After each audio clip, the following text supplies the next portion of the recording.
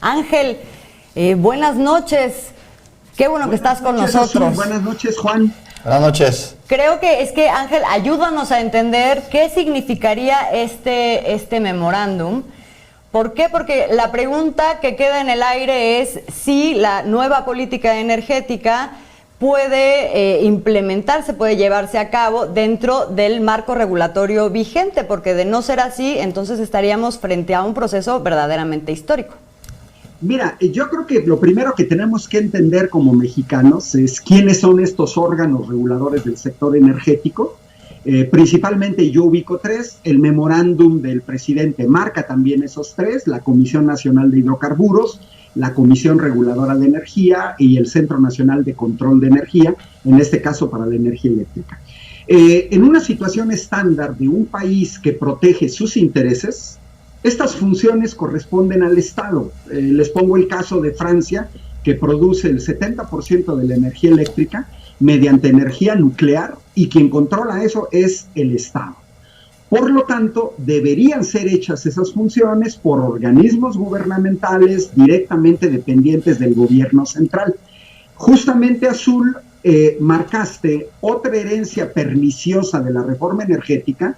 No solamente es lo que nos mostró el reportaje, sino que dejaron un entramado jurídico construido a lo largo de décadas, en el cual se inventan, no solamente en el sector energético, estos órganos autónomos.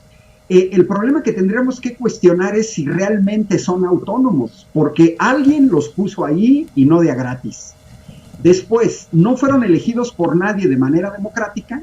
En muchas ocasiones están en contra del Estado, son autónomos de las políticas del Estado cuando no conviene a los intereses que representan, pero extremadamente laxos en favorecer a los intereses que representan.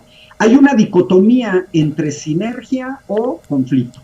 Eso sí, no son autónomos para mantenerse porque tienen muy buenos sueldos, oficinas, etcétera.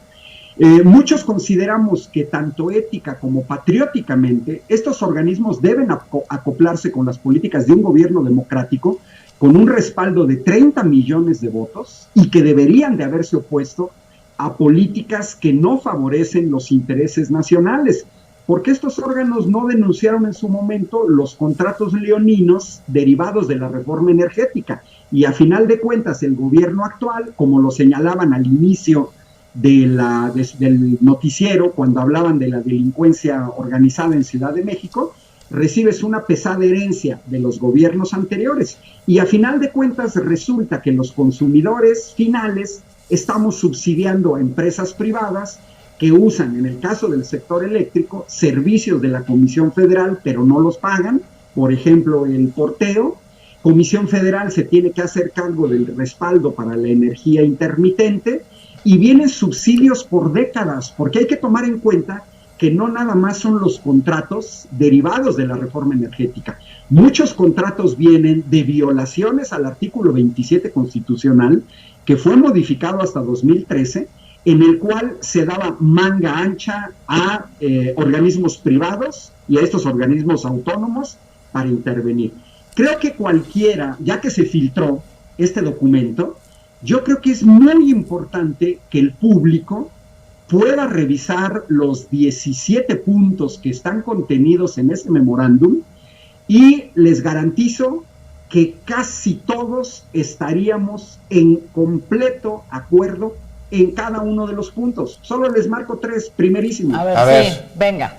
Mantener la política de no aumentar el precio de las gasolinas, el diésel, el gas y la electricidad. El primero. ¿Quién puede estar a favor de eso? Segundo, que es esencial, alcanzar la autosuficiencia energética en bien de nuestra soberanía nacional. Recordemos que este gobierno hereda la importación de petrolíferos por 30,000 millones de dólares al año. Tercero, no exportar petróleo, extraer solo el que necesitamos para las refinerías y dejar de importar gasolinas y diésel. Son 17 puntos, Azul, Juan.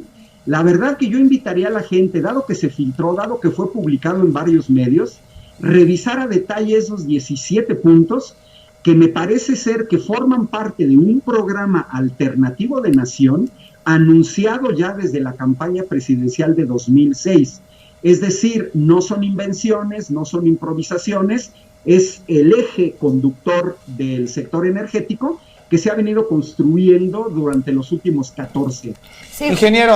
Ingeniero Valdera, sobre estos 17 compromisos que tendrían que adoptar los órganos reguladores autónomos y varios más, ¿se necesita para poder alcanzarlos, ingeniero, hacer otra reforma energética, una que sí reforme en favor de los mexicanos? Mira, no hay que espantarnos de la reforma energética. En este país ha habido reforma sendaria, educativa, acaban de tocar el caso de los maestros, reforma laboral. Yo creo que una reforma simplemente es un conjunto de leyes en un momento histórico distinto, empujado por fuerzas distintas, que como lo ha señalado el presidente, se trata de deshacer un camino mal andado. Lo peor que puede hacer uno cuando uno mete en pie en un pantano es meter el otro. Eso es lo que justificó por qué no ya seguir la construcción del aeropuerto de Texcoco. ¿Es viable? Pues dependerá de las fuerzas políticas. Hay que recordar que las reformas constitucionales requieren 2/3 partes en el Senado, 2/3 partes en la Cámara de Diputados y al menos la aprobación de 17 congresos estatales. ¿Es sencillo? No lo es. Pero sí es importante que pudiera haber un cambio en los marcos regulatorios en aquellas leyes que no son cambios constitucionales, sino que simplemente requieren mayoría simple de alguna de las cámaras. Por ejemplo, ¿qué leyes estarías viendo en esta tónica, Ángel? Yo revisaría lo de los contratos leoninos, que no entró en la Constitución Azul, sino en las leyes secundarias.